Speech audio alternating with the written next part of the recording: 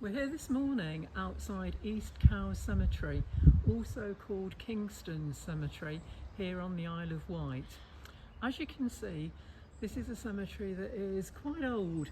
Actually, it was donated to the peoples of East Cowes by Queen Victoria back in the 1800s, when the existing cemetery became full and there was no room to bury the dead of East Cowes.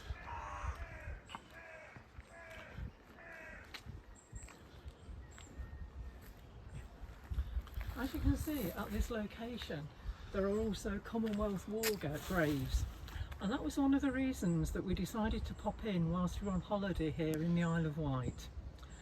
This video is made in June 2024, and I think you'll be interested to see the state of the Commonwealth War graves.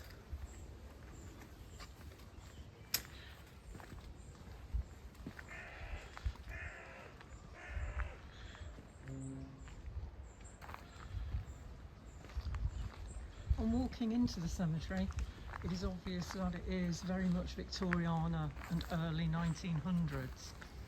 There has been some effort to actually mow lawns and try and get the shrubs in order as you walk in, which is really quite pleasant.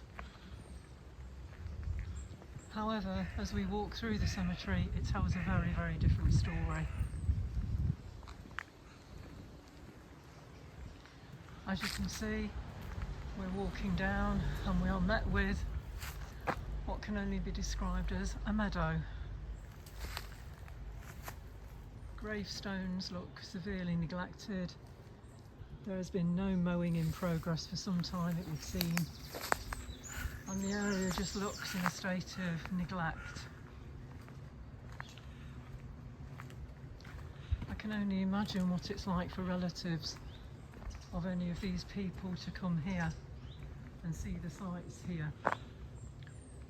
As you can see here, gravestones are just left broken.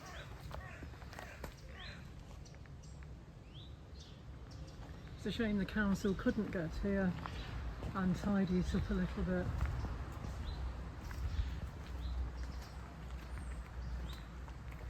For someone who has no links with the Isle of Wight other than coming on holiday, I have to say I find this all quite distressing, as does my family.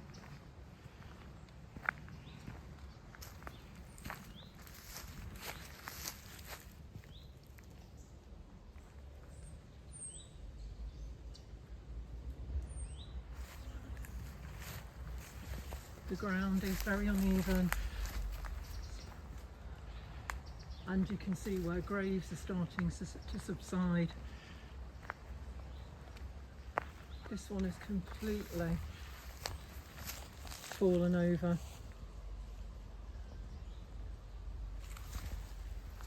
Some people might say, what does it matter? These are old graves, there's nobody left.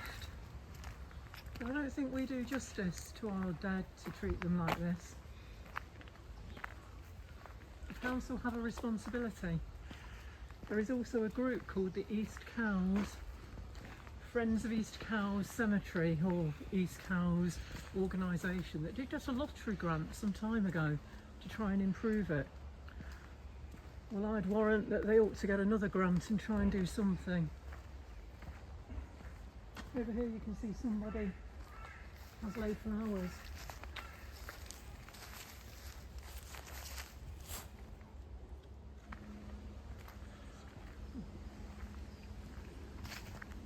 Here we can hardly see the graves. Completely overgrown.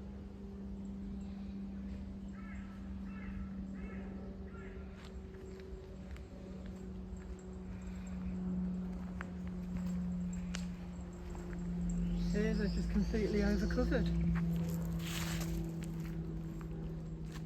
How sad is this?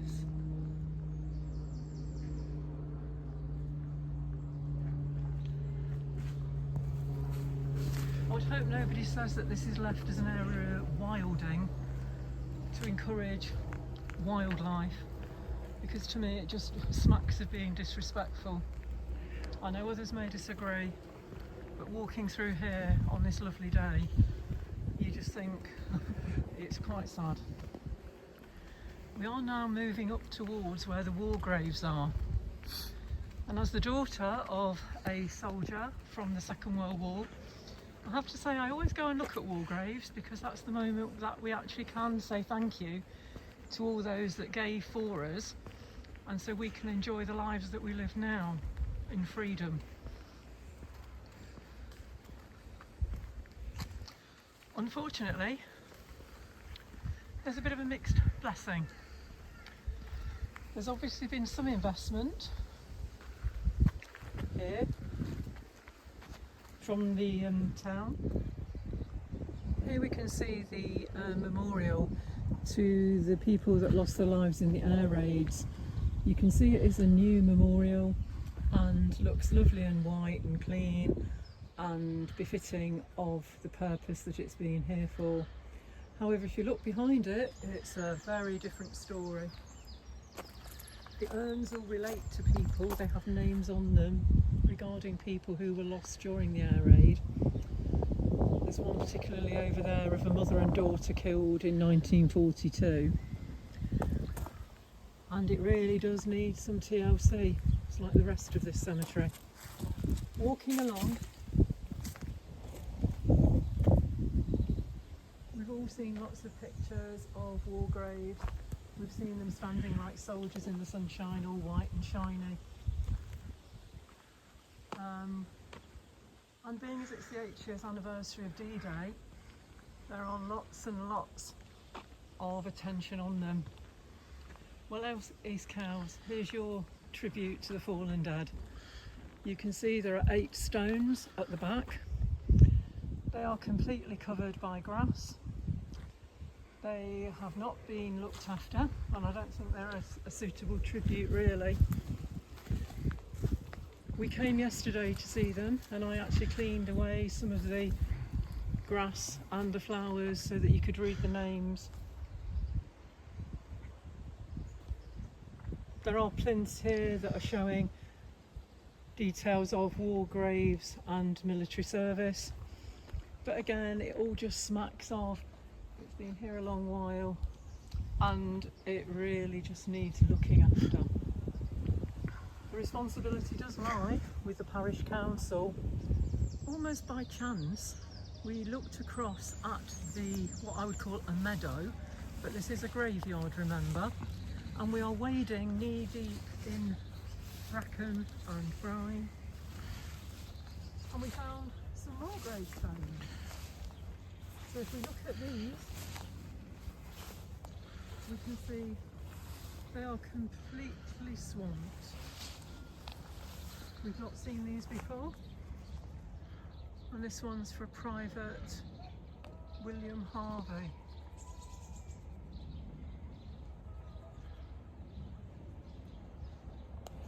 From the Hampshire Regiment.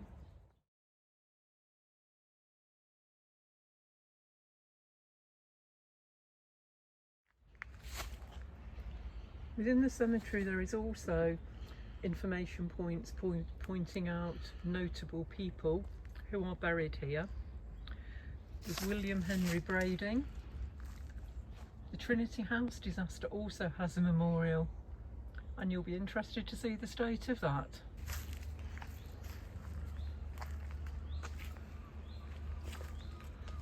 Walking up, we can see this is the Trinity House memorial.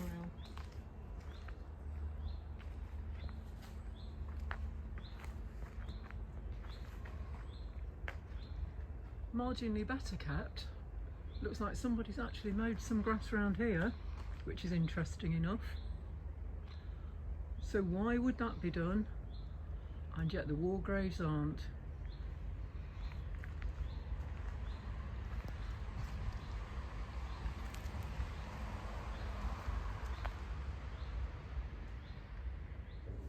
Maybe it's okay. Maybe because these graves are old graves, maybe because relatives have died, there's no one to tend them.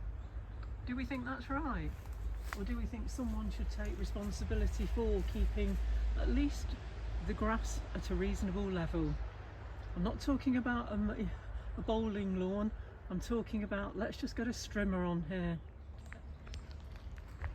As we walk down the path to the exit, I just can't help thinking how sad it is to leave all these behind in such a dreadful state of disrepair and almost forgotten. I think there is a real opportunity for historians to look who's buried here, to tell the stories of all the people, so that the young generation can come and remember this is not just a fitting tribute to anyone.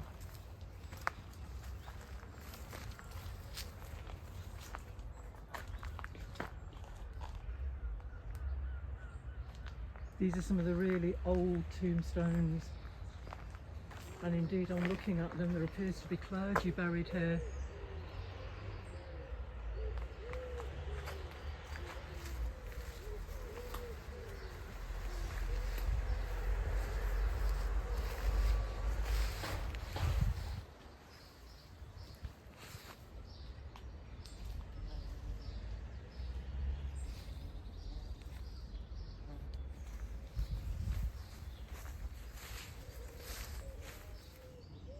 And back again to the gates.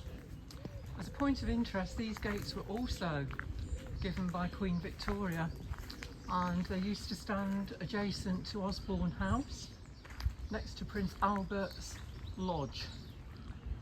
I just wonder what Queen Victoria would make of all of this. I think she'd definitely not be amused.